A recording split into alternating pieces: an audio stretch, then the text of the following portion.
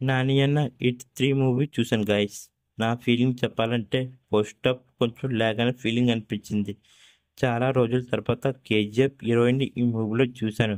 Unfortunately తన క్యారెక్టర్కి పెద్ద స్కోప్ లేదు. తను ఉన్నంతసేపు బాగా చేసింది.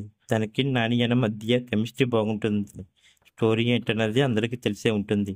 ఒక సైకో కిల్లర్స్ కొంతమంది మనుషులను కిరాతకంగా చంపి డార్క్ వెబ్లో పెడుతుంటారు.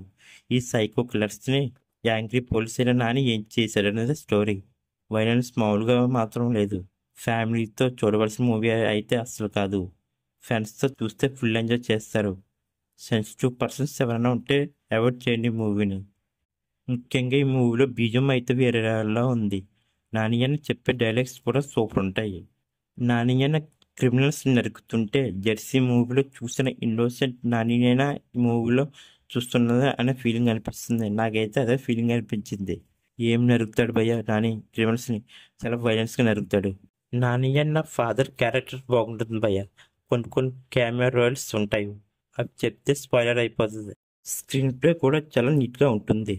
ఆ కాశ్మీర్ లొకేషన్స్ కూడా చాలా నీట్గా చూపించారు. క్లైమాక్స్లో 40 మినిట్స్ వైలెన్స్ మామూలుగా ఉండదు.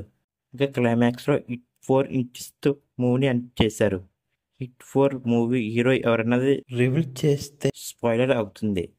ఓవరాల్ చెప్పాలంటే మూవీ నాకైతే నచ్చింది. వైలెన్స్ మూవీస్ ఇష్టపడే వాళ్ళకి మూవీ చాలా బాగా నచ్చుతుంది. అక్కడక్కడ మార్కో మూవీని మించి మరీ ఉంటుందనిపిస్తుంది. నా ఒపీనియన్ చెప్పాలంటే ఇలాంటి మూవీస్ థియేటర్లో చూస్తేనే ఫీల్ ఉంటుంది.